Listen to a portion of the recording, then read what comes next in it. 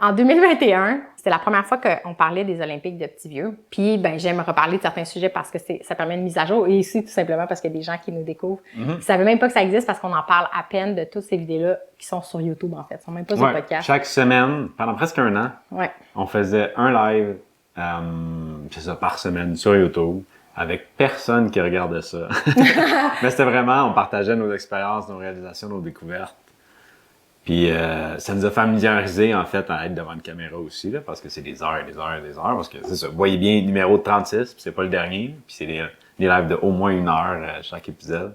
Puis là, ça paraît pas, mais j'étais enceinte. J'ai une petite bédaine. Fait que c'était le même processus qu'on essayait d'apprendre des choses aussi en préparation, d'être parents, en vue d'être parents. Puis on documentait, puis on partageait ce qu'on découvrait. Fait qu'on a parlé du pied nu, on a parlé de dormir au sol, de vivre sans poussette, tout ça était tout là. Est documenté. Tout est documenté. Si vous avez un petit 72 heures de libre, vous pouvez aller jeter un petit coup d'œil à ces studios-là. Dans le fond, même à l'époque, l'étincelle qui m'a amenée sur le sujet des Olympiques de petits vieux partait de ce livre-là de Daniel Lieberman. J'ai parlé de lui dans le passé pour un autre de ses livres que j'ai adoré, qui est l'histoire du corps humain, The Story of the Human Body.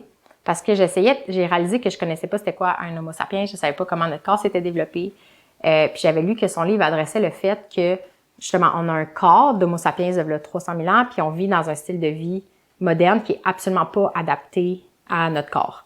Je pense que même cet exemple-là, je le partage dans l'atelier Repenser le mouvement pour son clan. Si vous l'avez écouté, ça va résonner. Mais c'est vraiment un ouvrage qui m'avait intéressée. Puis Daniel Lieberman, peu de temps après que j'ai lu son premier livre, sortait ce livre-là qui était spécifique sur le mouvement. Il y a une vision un peu plus traditionnelle de l'activité physique, un peu comme l'exercice, puis il explique pourquoi c'est important puis comment ça a quitté nos vies. Et c'est dans ce livre-là que j'avais vu le schéma où il expliquait que avant nos ancêtres chasseurs-cueilleurs, et encore certaines communautés dans le monde, il explique qu'on mourait sans dépérir. Fait que, tu sais, on avait notre espérance de vie, on arrivait vers la fin de notre vie autour, mettons, de 70 ans, puis on était en forme, puis à maner par un accident ou une mort comme vraiment pas nécessairement douloureuse, là, juste on mourait, puis en gris pâle, là, à l'intérieur, ce qu'il appelle la période de morbidité, la mortalité, c'est t'es mort ou t'es vivant. La morbidité, c'est que t'es vivant, mais t'es pas nécessairement en bonne condition, t'es malade. Cette période-là était assez courte. Puis ce qu'il observait, c'est que dans la société moderne, en fait, c'est plus un modèle où on meurt à petit feu. Que, oui, on prolonge l'espérance de vie. Peut-être qu'on vit plus longtemps, puis pour certaines personnes, c'est ça la marque du progrès, tout simplement. Dans le système de santé, c'était ça la marque initialement. C'est « wow, on est moderne, on est civilisé, on a plein d'avancements technologiques, on vit plus longtemps », puis c'est comme si c'était ça le gage du succès. Puis c'est lui qui m'a fait voir que, en fait, il dit, oui, notre espérance de vie augmente, mais notre espérance de vie en bonne santé diminue. C'est-à-dire que la période de morbidité, ce qu'on voit en grippe pâle, c'est juste allongé. Puis on a parfois des décennies de vie, mais en très mauvaises conditions physiques ou cognitives. Oui, on peut même parler de l'apparition de certaines maladies qui, quand on retourne dans des communautés de chasseurs-cueilleurs, sont pratiquement inexistantes. Tu sais. Exactement. Exactement. Il y a plein de maladies qu'on pense qui sont inévitables, qui sont pas présentes. Fait que c'est vraiment lui qui m'a permis de voir que, OK, c'est quoi la marque du succès? En fait, qu'est-ce qu'on vise comme société? Tu sais, c'est-tu juste le lifespan, l'espérance de vie, ou c'est... L'espérance de santé. L'espérance de santé. L'espérance de vie en bonne santé, ce qui est en anglais appelé le health span. Puis moi, ça m'a flabbergasté. Quand j'ai vu ça, je trouvais que ça mettait de manière tellement concrète par un schéma ce que je percevais dans mon propre entourage, que au niveau individuel, on a une trajectoire de vie, puis je me disais, il me semble que ça marche pas une fin de vie comme ça. Vraiment, ce mot-là, comme ça m'a donné un sentiment, c'est ça notre quête maintenant, de dire, il faut changer la trajectoire de notre vie, mais aussi de l'humain en général. Tu sais, je pense qu'avec Vivace, on est inspiré comme à améliorer notre vie, à aider des personnes autour de nous, puis vous qui faites partie du clan. Mais des fois, on est comme, le sort de l'humanité en dépend, là. Tu sais, c'est de dire, il faut que l'humain vive autrement. Et aussi changer la trajectoire de nos enfants. parce que eux arrivent dans ce monde-là avec un héritage, puis le rythme de vie, puis tout ce qu'ils reçoivent, la trajectoire est la même pour eux en ce moment-là. Ben, si par simple motivation, on arrive à être plus en santé, sans adresser notre mode de vie, ça fait en sorte que les enfants doivent aussi passer par la motivation pour contrebalancer un mode de vie qui rend malade. Ouais. Fait qu'avec Vivace aussi, assez tôt, on a décidé de plus adresser le mode de vie parce que c'est aussi ce qu'on va léguer à nos enfants, c'est le mode de vie, puis c'est la base sur laquelle après ça, leur santé va se développer. Oui. Que justement, il n'y a pas tous les efforts que nous à on faire. prend notre motivation pour changer notre culture familiale, notre mode de vie, pour léguer ça à nos enfants, pour que déjà là, il y ait une meilleure chance d'être plus sain, tu sais. Fait que là, ça c'est moi, quand je découvre une nouvelle affaire, puis là, la nouvelle affaire, c'était le health span, ce concept-là qui expliquait comme ce que je faisais dans la vie, comme articuler mes idées. Fait que là, je me suis mis tout simplement, des fois, je commence aussi simplement que je Google, c'est quoi health span, c'est quoi cette chose-là, juste le définir. Puis là, de fil en aiguille, on tombe sur des ouvrages, on tombe sur des choses qui nous inspirent. Puis cet épisode-là de podcast spécifique m'a vraiment inspiré. Le docteur Mark Hyman a un podcast, il parle de santé holistique et il a invité un autre médecin qui s'appelle Peter Attia. Je le connaissais pas à ce moment-là, puis je me rappelle même pas de la première heure parce que je le trouvais tellement monotone puis austère comme personne.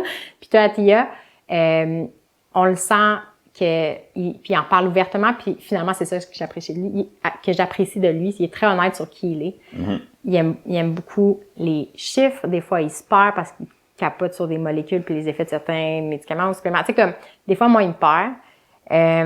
Une partie de sa crowd, je pense, c'est des étudiants en médecine qui veulent voir la médecine autrement. Fait qu'il donne, tu sais, beaucoup de références. Il est fier de donner beaucoup de références, mais bref. Il y a un concept qui est absolument génial qui parle dans cet épisode-là. La première heure, j'ai comme oublié, puis j'avais le feeling qu'il fallait que je continue d'écouter. En me disant, des fois, tu sais, je pense qu'il faut aller, des fois, explorer dans des zones où on n'est pas 100% certain parce que faut juste s'essayer, puis il faut accepter aussi d'écouter des choses qui sont pas 100% on point parce que c'est là qu'on s'inspire puis qu'on découvre des choses qu'on n'aurait pas pensé. Parce que si on reste toujours dans le même pool de référence, nos idées font juste s'auto-référer, fait qu'il faut sortir de notre zone de confort. Fait que j'ai continué d'écouter. Puis à peu près après une heure, il a parlé d'un projet en fait ultra personnel qui s'appelle les Centenarian Olympics. Fait que les Olympiques pour centenaire, au fil du temps, il a appelé ça les Centenarian Decathlon, fait que les décathlons. Dans un podcast, j'ai entendu expliquer que c'est parce que les Olympiques, c'était, je pense, intimidant, puis le décathlon rendait ça plus accessible parce que c'est comme 10 disciplines normalement. Et tout simplement, c'est que... oui, c'est vrai. Ça, c'est moi. Quand j'ai entendu ça, juste entendre parler de centenaire ou de petits vieux, ça m'intriguait. Fait que j'ai fait « Oh, OK. Je veux vraiment en savoir plus. » Puis là, il expliquait que, oui, il est médecin, mais il était aussi athlète de haute endurance. Puis que, pour différentes raisons, il a décidé de ne plus faire cette activité-là. Mais ce qui est arrivé, c'est que, vu qu'il était plus athlète, il aimait s'entraîner, mais là, il n'y avait plus de but spécifique à l'entraînement. Puis, il cherchait une façon de se remotiver. Fait qu'encore une fois, il n'y avait plus de point B, il visait plus rien. Fait qu'il se sentait comme, il agissait plus comme avant. Il était plus inspiré comme avant. Fait que là, étant devenu papa, il a commencé à se projeter dans le futur. Ce qu'il faisait pas nécessairement avant. Puis, à viser autre chose. Tu sais, avant, il était vraiment dans la performance. Puis, il reconnaît lui-même que de nager le plus vite possible entre deux places, c'est un peu arbitraire. Tu sais, c'est comme, ça l'inspirait full. Il était ultra compétitif. Mais, il réalisait que c'était meaningless, c'était dénué de sens. Sur l'échelle d'une vie, à très long terme, c'était comme pas assez. En fait. Puis je pense que ça a eu les mêmes effets pour nous. Tu sais, à partir du moment où on a des enfants, on commence à réfléchir à notre propre mortalité, à qu'est-ce qu'on veut vivre d'ici là, qu'est-ce qu'on veut offrir. Parce qu'on voit que le temps file. Le temps file, tu sais. Puis parallèlement, on voit nos grands-parents à nous, nos parents à nous, que leur santé peut-être dépire un petit peu, puis qu'ils sont moins capables de vivre certains moments avec nos enfants. Fait que là, on peut voir tout le spectre au complet. Cette trajectoire-là de vie, tu sais. Puis lui, il s'est mis à penser à sa trajectoire de vie, puis là, il se dit, à 100 ans. Puis, il n'est pas le genre de personne qui dit, moi, je veux vivre à 100 ans, puis tout le monde veut vivre jusqu'à 100 ans. Au contraire, il est comme assez conservateur. Il pense, lui, qu'il va vivre jusqu'à 80, mais il dit, ça m'inspire de m'imaginer à 100. Puis j'espère mettre toutes les chances de mon côté pour me rendre là. Mais il dit, mec, j'ai 100 ans. Il imaginait l'âge qu'auraient ses enfants. puis les enfants de ses enfants, puis le genre de moment de vie qu'ils voudraient vivre avec eux, puis dire si je veux être là pour eux, puis apprécier la vie encore, c'est là que la question qui a émergé, c'est « How can I be the most kick-ass 100 years old? Puis je sais pas si vous le traduisez. Comment je peux être le petit vieux de 100 ans qui pète le plus le feu? Ouais. Puis, fait que son décathlon, c'est ça qui explique, c'est pas un décathlon officiel, là. C'est pas qu'il veut faire ces 10 épreuves-là d'un décathlon standard à 100 ans. Il s'est créé son propre décathlon de choses qu'il va être capable de faire quand il va être vieux. Puis ces exemples m'ont énormément touchée. Puis un des premiers qu'il donne, c'est jouer au sol avec ses petits-enfants et se relever avec un seul point d'appui. Parce qu'on parle souvent des problèmes de chute chez les personnes âgées, mais un des problèmes, c'est pas juste qu'ils tombent et qu'ils peuvent se fracturer des membres, c'est qu'ils sont aussi incapables souvent de se relever. Fait que la capacité à se relever, c'est aussi comme un point important à adresser. Ouais. Puis que la capacité de se relever garde, maintient une certaine forme musculaire, qu'il y a aussi une relation entre les muscles et les os, que plus les muscles sont faibles, plus les os sont faibles. Fait que ça s'assure que quand ça augmente les chances que si on tombe, on va pas se briser. Mettons une hanche, qui est souvent un des problèmes qui amène le plus de dégénération après pour une personne âgée. L'autre chose qu'il dit, c'est « J'aime voyager ». Fait que ceci est un extrait du ralliement du clan Vivace. Si tu veux écouter la suite, va à vivace.maison/joindre le clan et abonne-toi. On a créé Clan Vivace pour avoir un espace privé avec des gens qui partagent nos valeurs et parler de pratiques jugées alternatives en dehors des plateformes conventionnelles. On fait ça aussi pour soutenir le podcast et continuer d'offrir du contenu gratuit sans publicité. On fait ça aussi pour avoir un lien direct avec toi, d'avoir des meilleurs échanges ensemble. Les ralliements sont enregistrés en direct chaque mois et sont offerts en rediffusion aux membres. Ça soutient la quête de Vivace et ça permet de pousser les idées encore plus loin. On est même en train de construire notre propre plateforme privée pour connecter en dehors des médias sociaux publics. Va à vivace.maison/joindre le clan et abonne-toi. C'est seulement 7 $ par mois et ça donne accès à plein d'autres bonus. On se voit dans le clan!